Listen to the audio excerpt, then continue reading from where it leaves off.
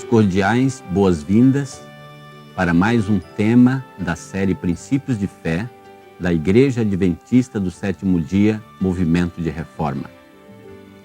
No livro de Jeremias, o Senhor declara: Ponde-vos nos caminhos e vede, e perguntai pelas veredas antigas, qual é o bom caminho, e andai por ele, e achareis descanso para as vossas almas. A restauração do matrimônio. Deus viu que permanecer só não era bom para o homem. Gênesis capítulo 2, versículo 18. Portanto, estabeleceu a instituição do casamento e enunciou a lei do matrimônio para todos os filhos de Adão até o fim do tempo. O próprio Deus deu a Adão uma esposa como companheira. De acordo com o plano de Deus, no relacionamento matrimonial, todo homem deve considerar a esposa como sua segunda pessoa, osso dos seus ossos e carne da sua carne. Gênesis capítulo 2, 18, 23 e 24.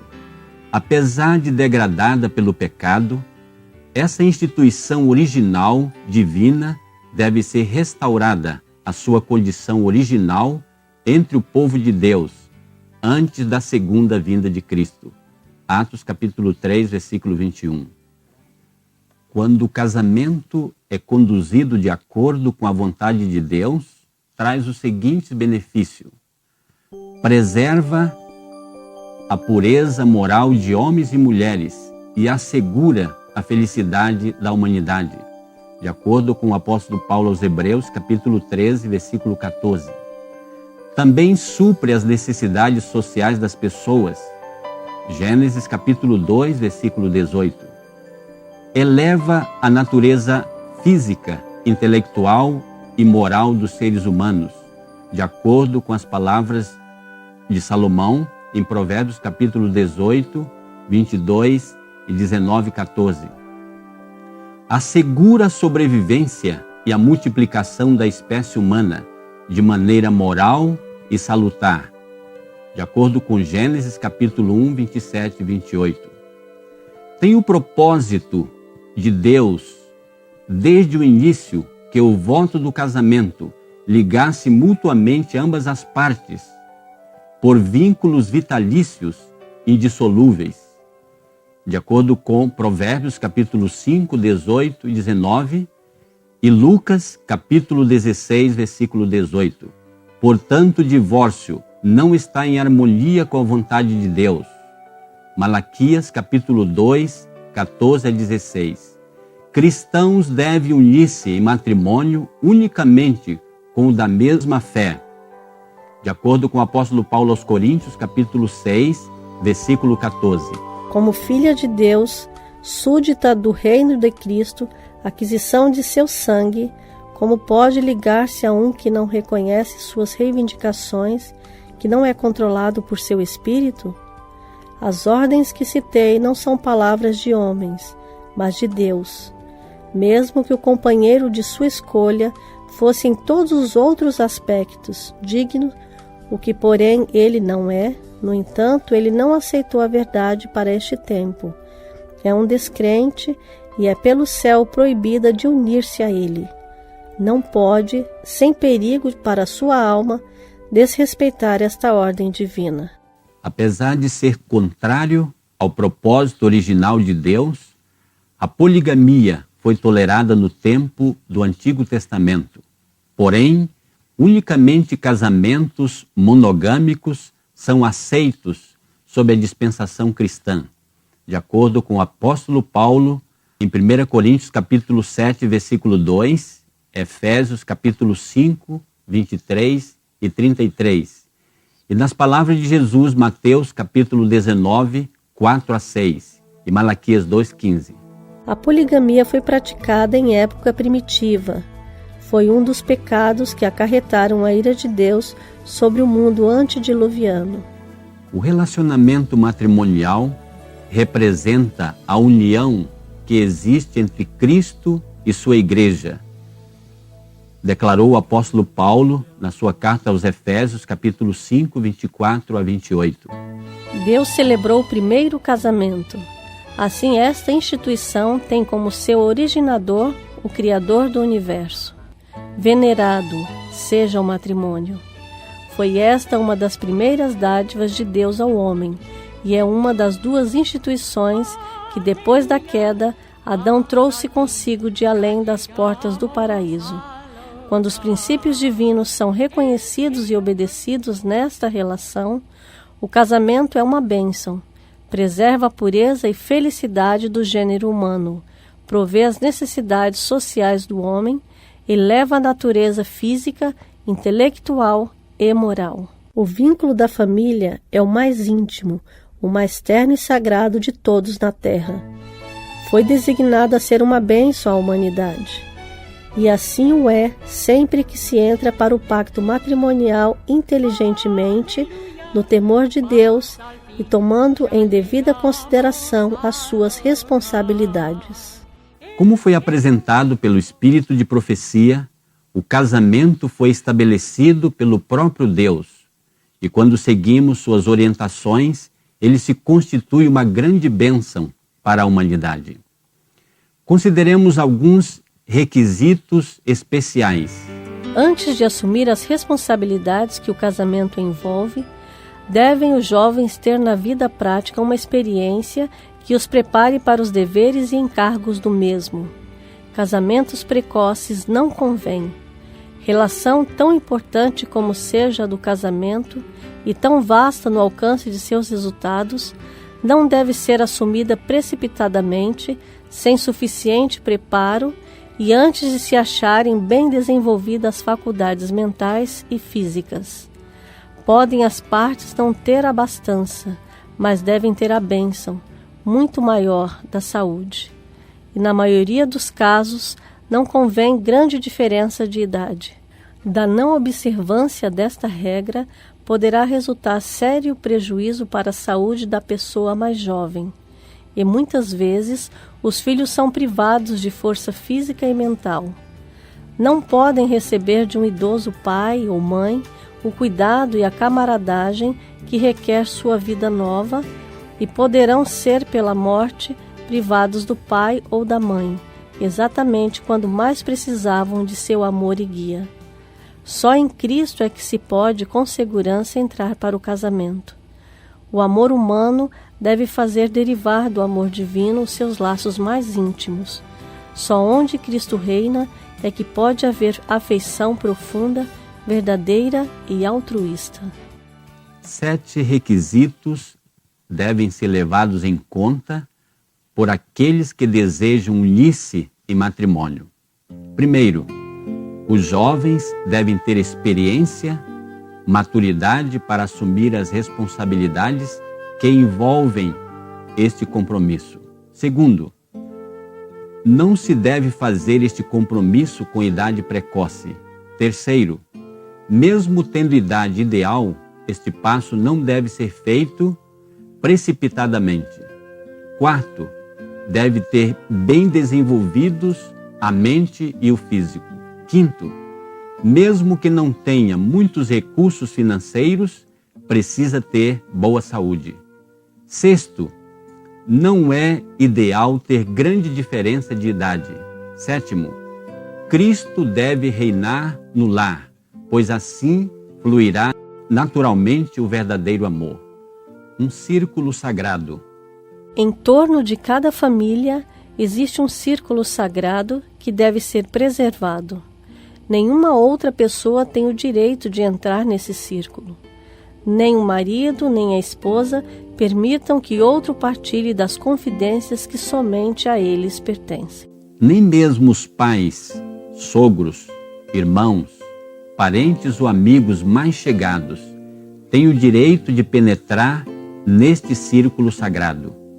Embora possam surgir dificuldades, perplexidades e desânimo, nem o marido nem a esposa abrigue o pensamento de que sua união é um erro ou uma decepção. Resolva cada qual ser para o outro tudo o que é possível. Continuai as primeiras atenções. De todos os modos, anime um ao outro nas lutas da vida. Procure cada um promover a felicidade do outro. Haja amor mútuo, mútua paciência. Então o casamento, em vez de ser o fim do amor, será como que o seu princípio. O calor da verdadeira amizade, o amor que liga coração a coração, é um antigozo das alegrias do céu. Mesmo surgindo dificuldades, o casal não deve pensar negativo e espalhar o problema, mas ter paciência, dar amor, cultivar as primeiras atenções e assim, em vez de ser o fim, será o início do amor. Pureza. Mas por causa da prostituição, cada um tem a sua própria mulher, e cada uma tem o seu próprio marido. 1 Coríntios 7:2. A palavra de Deus nos apresenta nestes versos dois aspectos importantes. Primeiro, os que são casados devem seu afeto somente para o seu cônjuge e serem leais ao compromisso matrimonial. Segundo, os solteiros devem se conservar puros até o casamento, para que o leito não seja maculado. Todo cristão deve considerar cuidadosamente as diretrizes contidas na palavra de Deus. Venerado seja entre todos o matrimônio e o leito sem mácula. Porém, aos que se dão à prostituição e aos adúlteros, Deus os julgará. Todo cristão deve considerar cuidadosamente as diretrizes contidas na palavra de Deus. Evitai a primeira aproximação ao perigo. Não se pode brincar com os interesses da alma. Vosso capital é vosso caráter. Acariciai-o como faríeis a um áureo tesouro. A pureza moral, o respeito próprio, o forte poder de resistência têm de ser acariciados firme e constantemente. Não deve haver um único afastamento da discrição.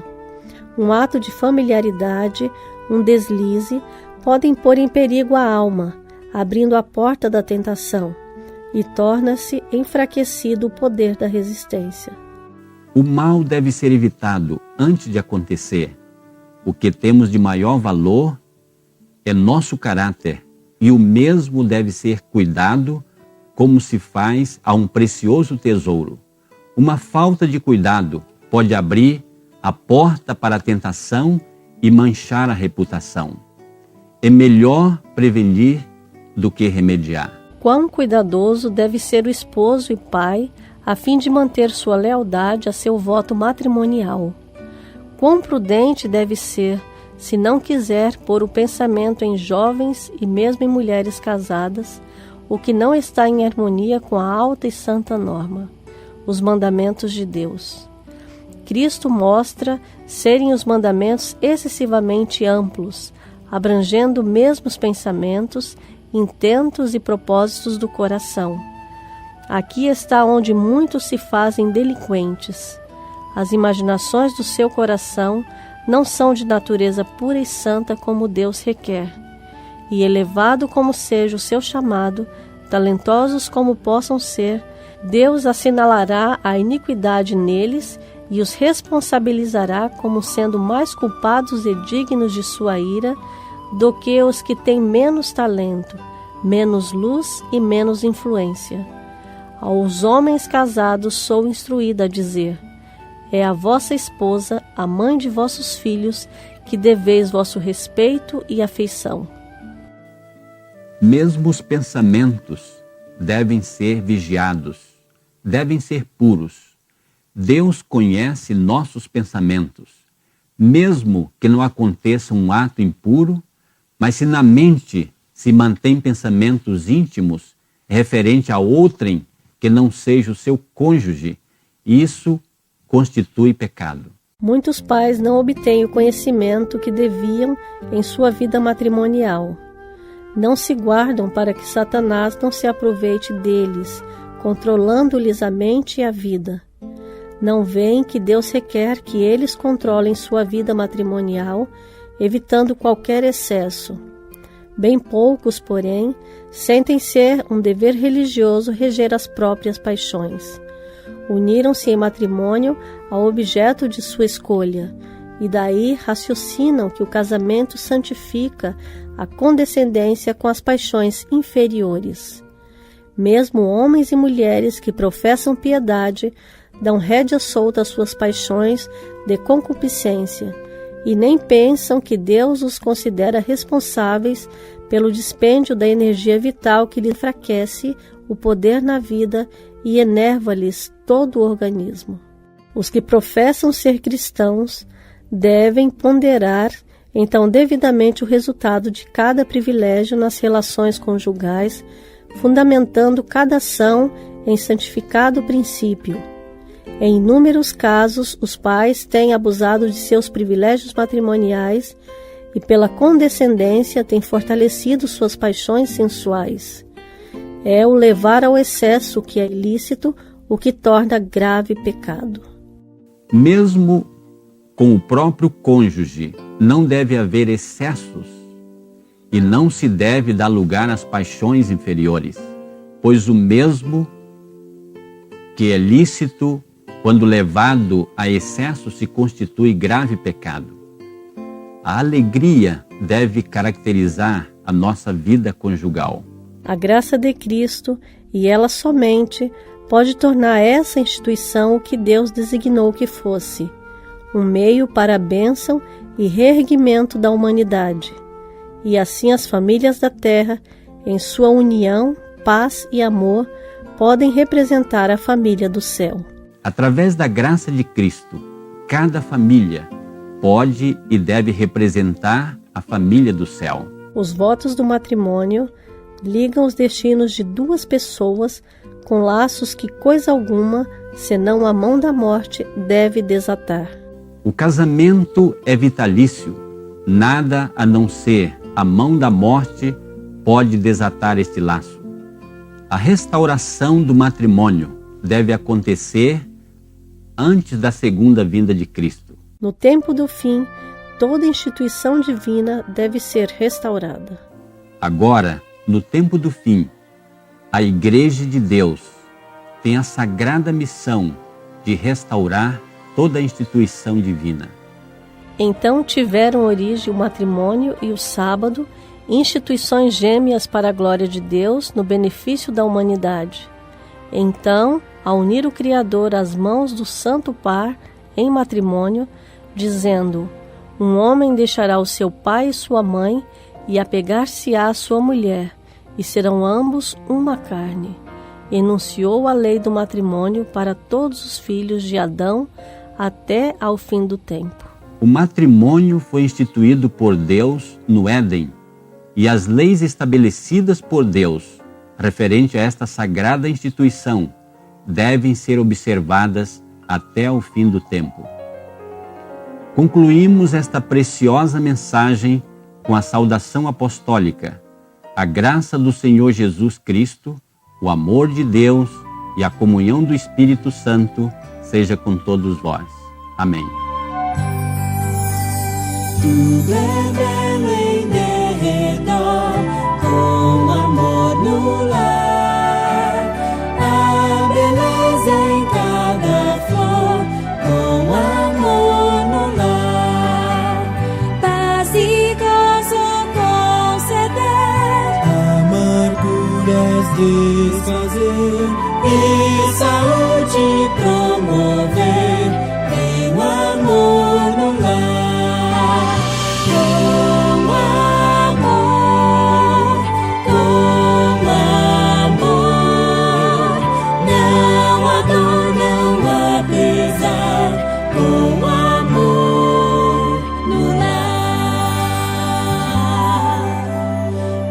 Jesus, que eu seja teu, tanto amor no lar. Faz-me renunciar ao eu, faz-me mais amar. Confiado em ti, meu rei, o meu fardo devorei, sempre amando a tua